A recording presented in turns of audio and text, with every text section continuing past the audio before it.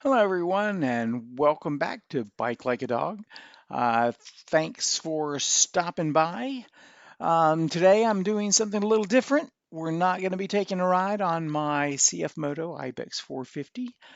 But for those of you, if that's the only reason you come and watch my videos, see that bike, I understand if you want to just go ahead and take off. Make sure you like and subscribe before you go because I do have some other goodies I'm going to be putting on the bike and some other content that I'll be recording with it. So make sure you like and subscribe so you won't miss any of it. But today I'm actually taking a class at the Motorcycle Safety Foundation campus in Alpharetta, Georgia.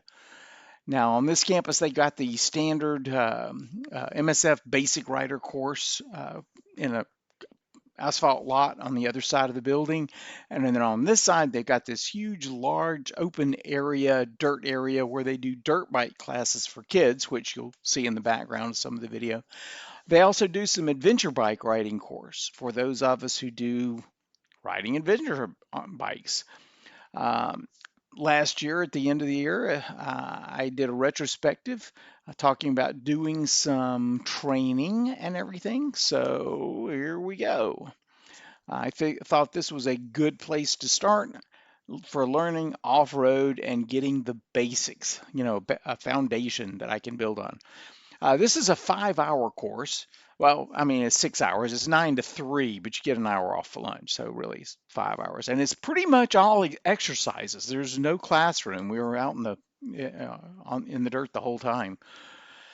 But because it's an hour drive for me, because I live on the south side, well, not the south side, I live south of Atlanta, and this campus is north of Atlanta in Alpharetta. So I drove my car up when I saw that you could use a loaner bike. This particular facility is right here at Honda. So all of their loaner bikes for the MSF courses are Hondas. My son and I came up here for the introduction course, and we were on Rebel 500s for that course, which I think is their standard MSF basic rider bike. But the loaner for the adventure rider course is the Honda 300 CRF 300L. So when I saw that, I jumped on it because um, well, there was really several reasons. One, I didn't have to ride or trailer my bike up here, spend 5 hours on it, and then have to ride it 5 hours home or trailer it back through Atlanta when I had a very good option to do something else.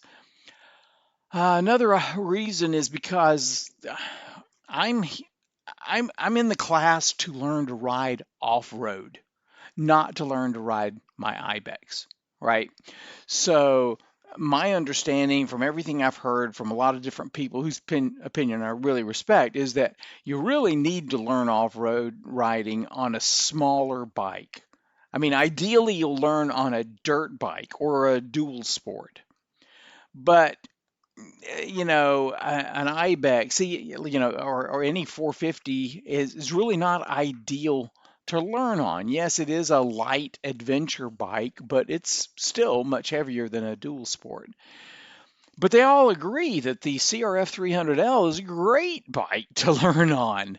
So when I saw that that was the one that was the loaner, I was kind of like, well, this is great. I'm going to learn on one of the bikes that they've said is one of the best bikes to learn on. Now, of course, what that also means is that it's a loaner bike, which means I couldn't very well grab my 360 and mount it on the handlebars. So the footage I have today is all coming from my helmet-mounted Senna 50C. And I apologize. There's a whole heck of a lot of it that's really just staring at the dirt and cones. Now, I wasn't staring at the dirt and cones, but I think I need to remount that Senna uh, because I took it to Cycle Gear to have it mounted, and they mounted it like they do all of the other stuff, like a 50S and things like that. But the problem is if you look at how those things are normally mounted, if you set your helmet right side up on a counter or a desk or something like that, they're usually mounted where they're pretty much parallel with the surface of the counter, which means when you put the helmet on, it's actually angled slightly downward, right? Because it's really pointed down towards the chin. Uh, because that's the way the helmet is. If your head was in the helmet while it was sitting on the desk, you would actually be kind of looking up at a 30-degree angle, because that's the angle we look at, out of the helmet. And you can see a picture of a helmet, just uh, any picture you can see. Oh yeah, that chin's a lot lower. So anyway, what that means is that the problem is the 50C has a camera in it. So when you angle it downward, you angle that camera downward. So I take a lot of pictures of the front wheel of my motorcycle. I really need to take that thing off and remount it. But I tried to get what I could, and I threw out a whole bunch of dirt shots. But anytime I had some footage with uh, demos from the instructor, or any place where I was riding around and actually you could see some other bikes and stuff like that, then I tried to put it in there. But so it is what it is. Um, I did want to make one note about the Honda, because everybody says a whole lot about the Snatchy throttle on the Ibex 450. I'm going to tell you right now, it had nothing on the Honda 300L. When we were doing our first stand-up exercise, and no, I don't have the video on here today. I wasn't putting this one on there. Um, he was saying, yeah, start off in first gear and then shift to second. Well, when I did, man, that thing just was like about to buck me right off. Uh, every time I tried to twist to give it just a little bit of gas, it was like an off-on switch. I mean, it just bam, it would hit and it threw me backwards, and I'd whiskey throttle the thing, and I'm trying to get control of it, and then I'd finally get it going, and when I'd let off the throttle, it just stopped dead and about threw me over the handlebars. And I was so frustrated in that particular exercise. I mean, I was ready to just hang it up. I was like, this is stupid. I am really sorry that I got this loaner bike, because this thing's just not working from. And I talked to the instructor, and he said, yeah, he said it's the